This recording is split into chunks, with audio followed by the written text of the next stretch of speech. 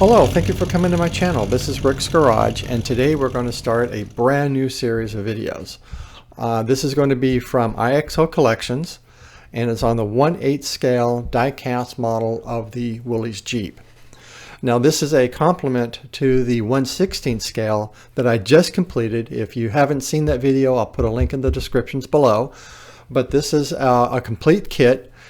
When you buy this, all the parts that you're going to need to build this are going to come in one big large box. And for me, this is how the box arrived. It arrived slightly damaged, but the packing tape that went around the top of the box came loose, which could have allowed, it didn't, I don't think, but it could have allowed some of the parts to actually fall out of the box. When I opened the box, this is what I found. Just all the packs just strewn and thrown into this box without any sense of order whatsoever.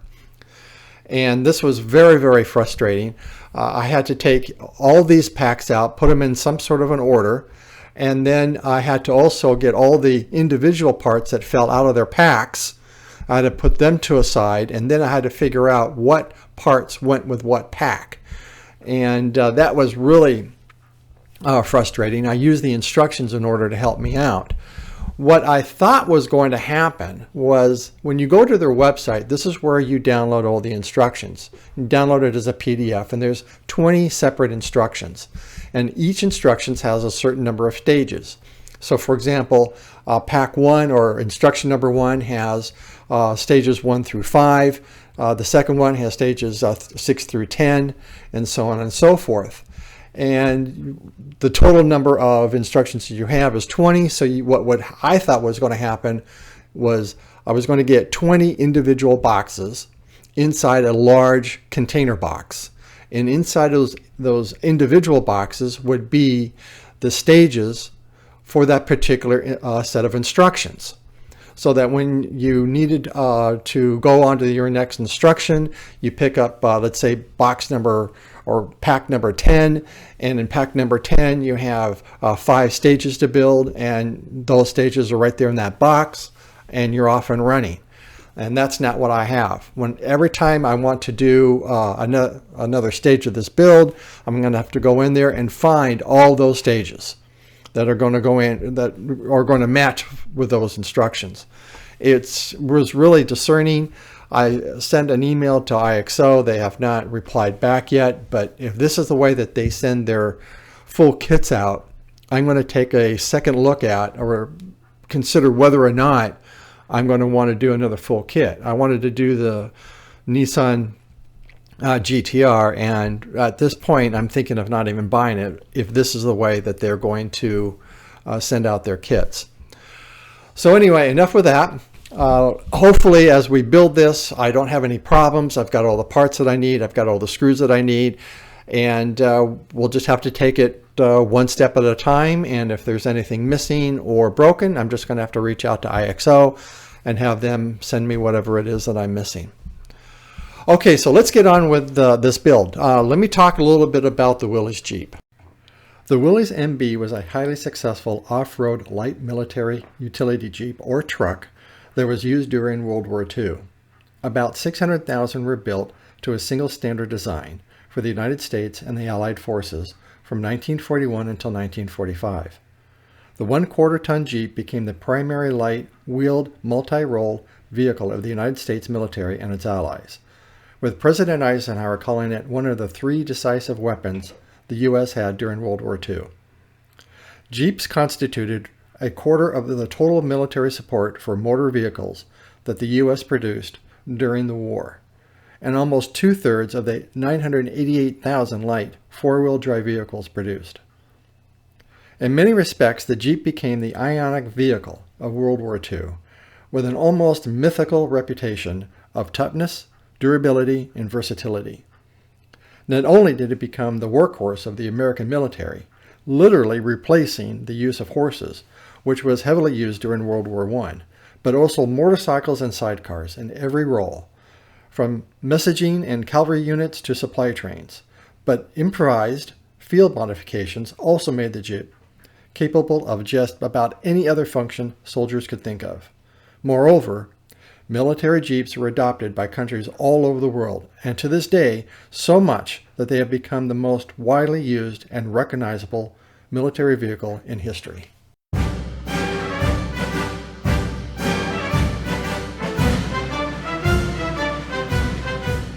Okay, so let's start off with part one. Get this opened.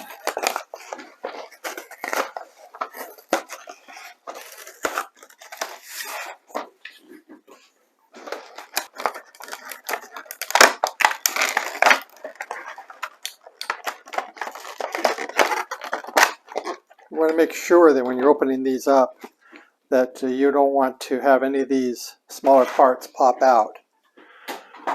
Okay, I'll put our screws over here. And the first thing that we want to do is we want to take the lenses right here. And you'll notice that on the lens, they have these horizontal lines. You want to make sure that the lines go across horizontally. There is a notch here, and there's a notch right here at the edge.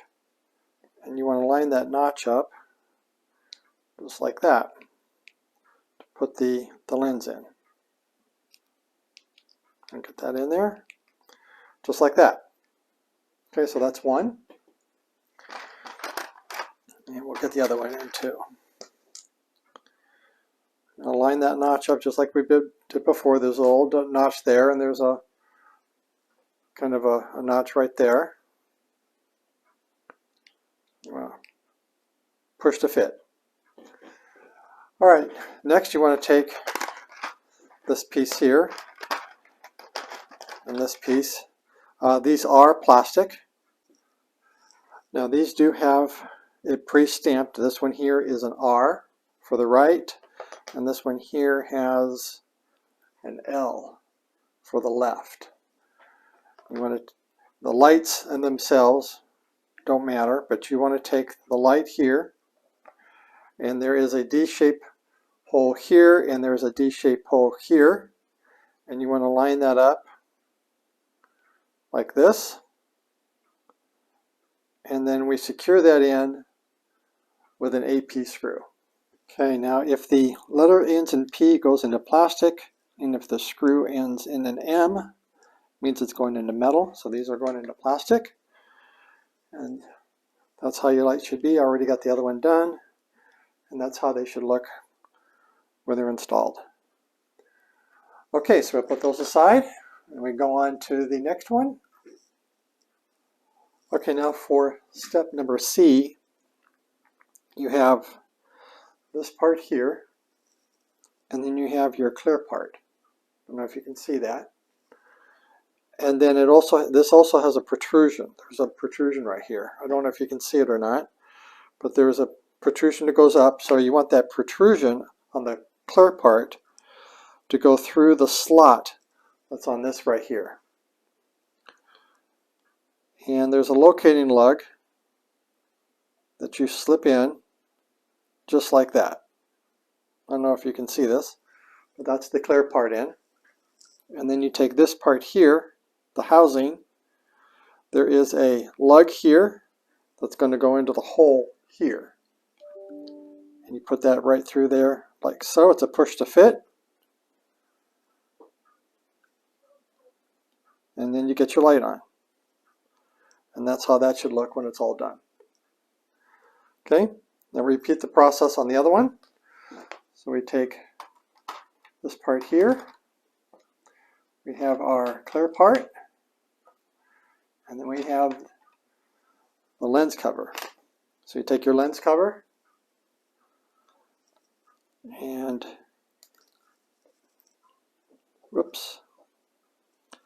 put the hole through the lens cover right there. That lug goes right through the hole at the top of this clear part.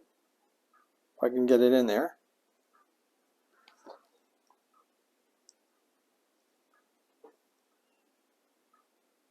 Just like that. And then you take your housing and you take this lug right here that's going to go into the hole that you see right here, the very top. And you push that right in like so. Line it up right. And now you got 2 lights. Okay, put those aside. Now you take this part here, which has an L on it, and they look, both of these parts here look exactly the same. So I don't think there's an L or an R, but it has an L shape to it. The way this goes on is that you want to orient it like this so that the fat part of this is down to the left or to the right, and then you have this hole up here, and it does have a moon shape hole to it. And then you take the part here that we just assembled and you fit that in just like this, and you want to make sure that it's nice and flush into that hole right there. And we secure that in on the other side with an AP screw. Now it is a little fiddly to get that in. You screw it in with an AP screw like that, and basically thumb tight, and that's how it should look when it's all in. Okay, we do the same thing for the other one. When they're all done, this is how they should look. Just like that. Okay, now we take our grill right here, and this is all metal. So you want to take your grill and you are oriented in this configuration here so that this is your left and this is your right. Okay, this is the front of the grill and this is the back of the grill. You take your right light assembly and you orient it in this position here, just like this, just like that, right over that lug, and you screw it in or secure it in with an AP screw right here. Now, did I say AP screw? I meant DM screw. This is going into metal. And I dip my screw into 3-in-1 oil, and that's going to help me screw this in, cuts the threads a little as it goes through, because there could be some paint within the threads of the screw. And I'm going to secure that in.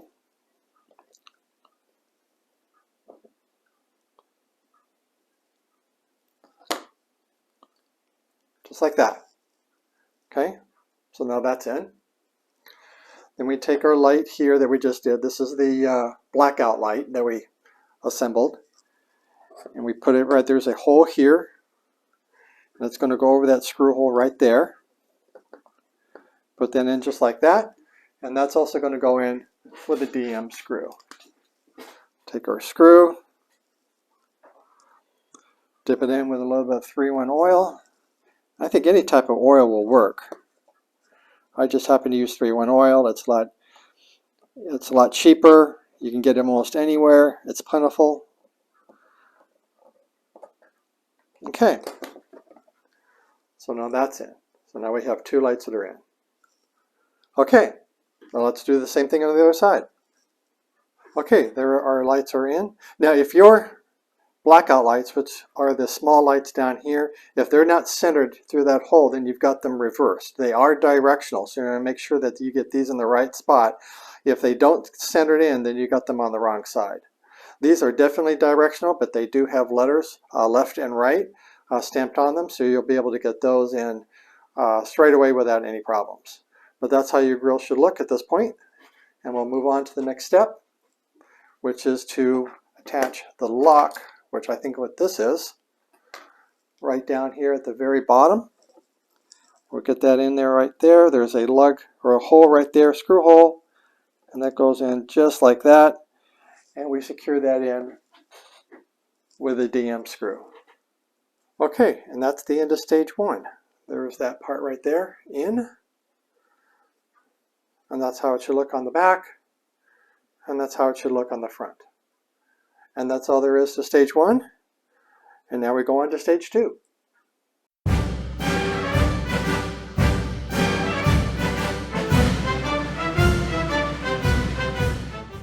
Okay, let's get into pack number 2, or stage number 2. And we have the hood of the car, or the Jeep. This is all done in metal, and it's in an olive green, and it's quite heavy actually, but it's flawlessly painted, and that's the hood. And I'm going to bring out my Partworks upgrade mat here to protect it, because I don't want to get all this scratched up. Okay, so the first thing that we're going to do is we're going to attach the windshield supports, and that's these pieces right here, and there's 2 of them. There's that set there and this set right here. Now these are plastic, and what we do is that there are lugs on the bottom here that are going to go into this piece here. Now one lug is bigger than the other, and that will help orient this piece, because this does go in a certain way, and we just push to fit these pieces in like so. They go in just like that. Squeeze them down until the part is nice and flush, just like that. So you can see that there is a little bit of a rise on this end and a little bit of a rise on that end, but that's how they should look when that's in, and we do the same thing to the other one. And again, there is a large hole here and a small hole there, and that matches the large lug here and the small one there. Just line them up and push them in. Just like that. Okay? Kind of may have heard that snap in. Okay, next we attach them onto the hood here, and again there's a large hole here and a large hole over there, and you match it up to the large hole here and the small hole there. So it goes on just like this. Secure this in with a CP screw. Now on the other one it has a lug right here, right there in the center, and that's going to go through the center of that hole there. And you still want to match up the large and the small holes on the underneath, so that's going to go on just like that. And then we will secure both of these on the other side with 2 CP screws, or a total of 4 for both sides. Okay, and here are those 2 parts in on the side, and that's how they should look. And there it is on the opposite side. It's interesting that there is a lug on this side, but there's not a lug on that side. I don't understand why they would do that, but that's how they look when they're installed. Okay, we'll put that aside. Okay, next we start to work on the reactor bases and rods. And I really don't know why they call these reactor bases, but we take this piece here, and we take this little tiny rod, and these are plastic by the way, and we slip this into here like that, so it comes out the other end like so. And then we take our hood and we're going to attach it here with 2 EM screws. It's going to go on the side like that. So this is kind of fiddly. Let me get this on, come back, and I'll show you what that looks like. And that's how that looks when it's attached. And this does move around quite freely. And there it is on there on the other side. Okay, next we're going to attach the other reactor plate, which is this piece here. And then we're also going to attach this catch. And this catch has a hollow tube in there, and that's going to go on the end of this, like this, to this. So let me go ahead and get this all attached. We'll come back and show you what that looks like. Okay, so that's how those 2 parts now are attached to the side.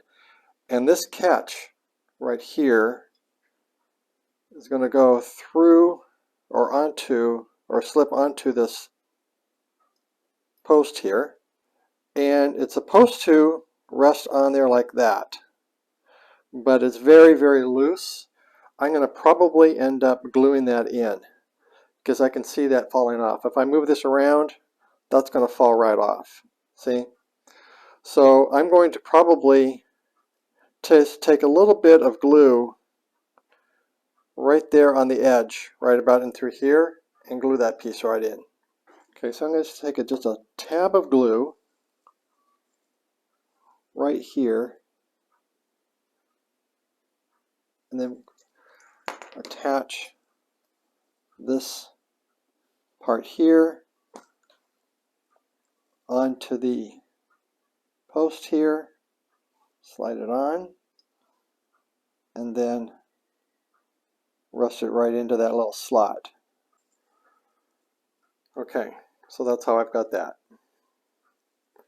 And we do the same thing on the other side.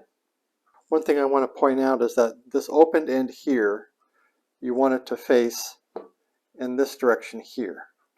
So this open end on this piece is going to go on just like that. Okay, so that's both sides in. And that's how they look. Now the interesting thing is, on this side over here, this part here, which is a hole where the bar goes into this part here, this was a very tight fit for this piece to slip over to this bar. That's extremely tight. This side didn't need any glue at all. This over here is very loose, as you saw, and was easy to fall off, so I had to glue that into place. But I thought that was interesting to note.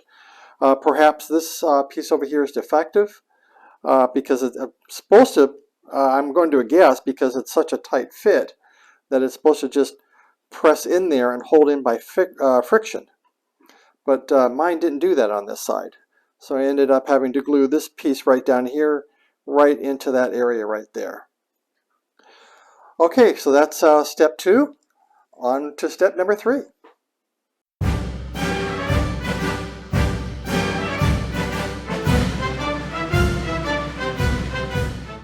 Okay, it looks like on stage 3 we're going to be working on the windshield. Okay, the first thing that we need is the crank rod, which is what they're calling this piece here, and this is metal. And then we need to take 3J, which is a split collar, and these are plastics. We have to cut these little collars off the sprue here. And then we need to take this piece right here, and they're calling this the wiper cranks. So initially what we need to do is we take the wiper crank and we put it through the hole here, and we secure that in with a split collar. We secure it in with a split collar. So this is going to be a little bit fiddly, so let me get this done off camera, and we'll come back and I'll show you what that looks like. Okay, that was hard, but you can see I got them in, and they're supposed to turn just like this. But getting these little clips into place right there, that was difficult. That took me about 20 or 30 minutes to get that clip into place. You want to make sure that the end of the clip, these spaces right here, are lined up with the bottom here. Otherwise this is not going to turn very well. But got that in, and one of the other difficult part is that you don't want to bend this. So as you're putting this in, you want to make sure that you're not bending this. So that was another part that of this process that was very, very difficult, is trying not to bend this while at the same time trying to get that little tiny clip into place. Okay, so once you've got that clip into place, you get your windshield in this configuration here, and the glass is already put in, and you want it in this orientation with these side pieces facing you. And then you want to insert the ends of these handles into these holes right down in here. It goes in just like that. Okay? Okay, so now you've got kind of like a working windshield operation going on here. All right, now we turn this over and we attach the windshield blades. And that's another fiddly part. So let me get that in, come back and show you how that looks. Okay, that was difficult to get those wipers in, but we have a working set of wipers. Now they don't really go all the way over to the one side or the other. It goes pretty much over this side, and then that's as far as it goes on the other side. But you have your set of working wipers on this side as well. Goes back and forth by using the crank on either side. This was very, very difficult to get those wipers in there. The wiper lug is a half moon shape, and that half moon shape goes into a half moon hole on the back of the lever here. And you just have to try to line that up as best you can. It's not easy, but just take your time and you should be able to get that on there without any problems. But for me, this took about maybe 20 or 30 minutes to complete. Okay, I'm going to put that aside. And then we work on the frame here. This is all metal. Turn it around this way. And we take these little tiny parts here, and we're going to screw them in to the side right here. Okay, let me get those in. We'll come back and show you what that looks like. Okay, those pins are in. And next we attach the guide rails. They're these right here. Got them out. And I'm looking to see if they have a right or a left stamp on them, and they do. This has a stamp of R right here, and the other one has a stamp of L right there. Okay, once you have your guide rails in, and they should look just like this, in this configuration, when you're holding it like this, the pins will hold down into that configuration. Okay, now I'm going to turn this over, and we're going to then add our windshield assembly, just like that. I'm going to turn it back over. We're going to secure it in here on the side using 2 CP screws on the side. And then we're also going to secure this in like that and using a AP screw. So let me get all these in. We'll come back and I'll show you what that looks like. Okay, there is our windshield assembly. So again, we secure the windshield assembly up here using a CP screw on both sides. And then on the guide rails, right down here, we used an AP screw. Now if you adjust your guide rails just a little bit, you can actually see that the window pops open like that. It will pop open a little bit more once we get all the rest of the assembly in. And then the last thing that we need to do is to attach the handle right down here. This is plastic, and that's just a push to fit. But that is our windshield assembly. Working windshield wipers, and there's the front part right there. And that's all there is to do in that stage.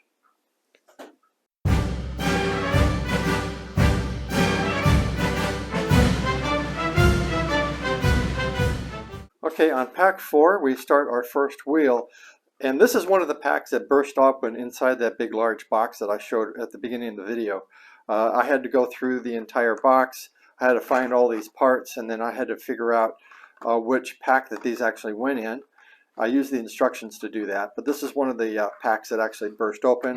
I had this stapled, and we'll take this away, and we'll open this up.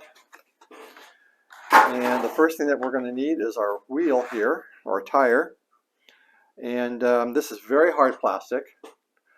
And it doesn't look like that there is any particular side that this needs to face. Each side is exactly the same. We've got 6.00-16 on that side. We have it also on this side as well. We got the 6-ply, we got the 6-ply, and then we have the Goodyear logo on both sides. So it doesn't really matter which side is which. So I'm just going to use that side there. And the first thing that we're going to need to do is we need to take this wheel rim and place it in there and push really hard until it's all nice and flush with the tire. And it looks like we don't need to soak this rubber tire in hot water because that just fit in there really nice. Okay, so then we turn it over and we have these 4 holes here on the top that are going to match with the 4 screw holes right down there. So just match that in there just like that and push that down nice and hard. You are going to have to push this in really hard in order to get the top of the screw hole here to be flush with the back here in order for the BM screws to fit or to make contact. So once you got that as pressed in as far as it'll go, as far as you can get it, we'll secure that in with 4 BM screws. And if it ends in metal, or excuse me, if it ends in M, that means it goes into metal. And we just dip that into some oil and we start getting our screws in. And we do our second one.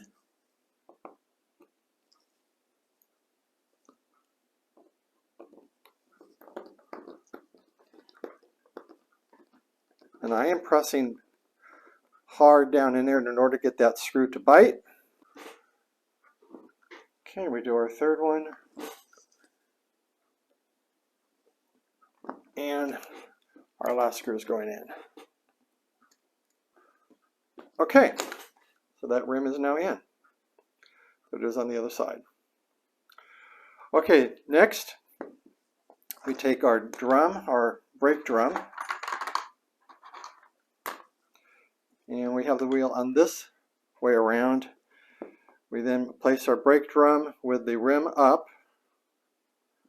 like so, and we secure that in with 2 CM screws. And again, if it ends in M, it means it goes into metal, which means I'm going to dip this screw into some oil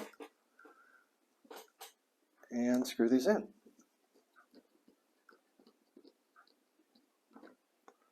Now this brake drum is plastic, so I'm not screwing really tight. As soon as I feel some resistance, I stop because I don't want to crack and break that drum. Okay, so we got that in. Okay, then the next thing that you want to do is you're going to want to put this rubber washer, or a plastic washer rather, into the hole here, and then you're going to want to put this plastic cap on top, but you don't want to secure that tightly because you are going to need to remove this. I'm not going to apply that right now. I'm going to keep these safe to the side for now until they're actually really needed and when we put the wheel onto the Jeep. But that is our first wheel, and that's all there is to do in that stage.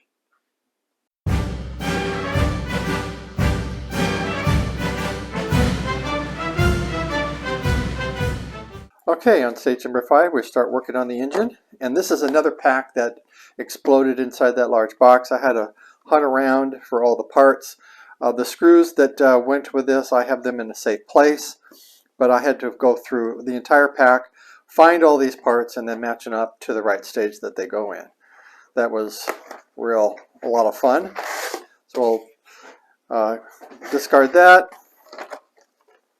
and we're going to be working on the manifolds and on the engine block.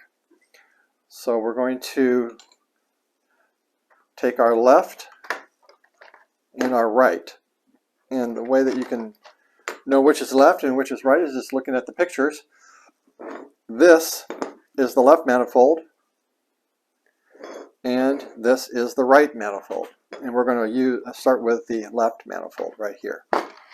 First thing we want to do is to take our exhaust and apply it right here, like so. You have these screw holes right here are going to line up with these screw holes right there, just like that.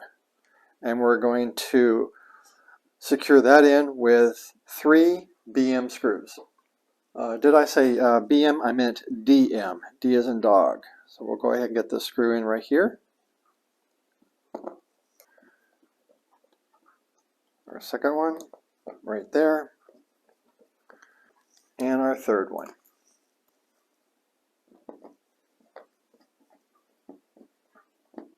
There we go. So that's the way that looks. Okay, now we take the other manifold, this right here, and there is a cutout right here, which is going to go over the exhaust in this area here, and then there are 2 holes right here, which is where these 2 lugs are going to fit in. So it's going to go in just like that. And we're going to secure that in on the other side with 2 CP screws. It ends in a P, it means it goes into plastic, which we don't need to put any oil on there. So I'm going to turn this over.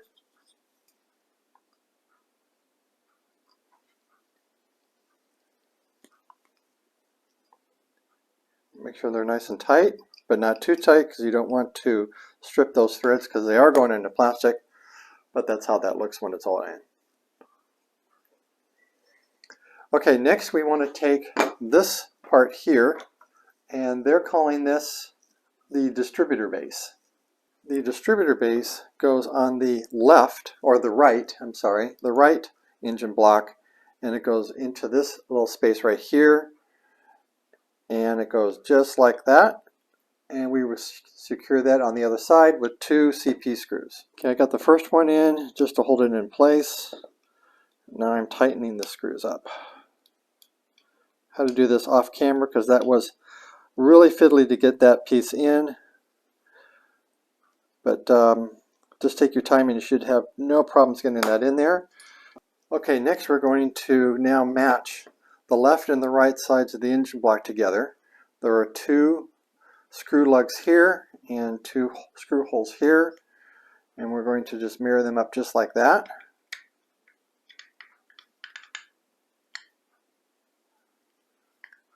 And then we're going to secure them in with 2 FM screws here and here. Dip that screw in oil and we'll get that nice and secured. That's one, and this is the second one. Okay, now I want to make sure that they're nice and tight. One more time over here. And that's where that looks once it's all secured. Next we want to take our oil pan, and this is metal. This is all metal. And we take our engine block, put it around this way around with this dip going in this direction here away from this ledge. Put it on just like that. And then we'll secure it in with 2 FM screws way down inside the engine block. It's a little bit hard to see. So I got my magnifying headset on with my light turned on so I can see deep inside there. But you can see this, I don't know if the camera can see it, but there's a screw right down there. And then I got the other one sort of started on this side here. Get that all nice and tight. One more side over here. One more time.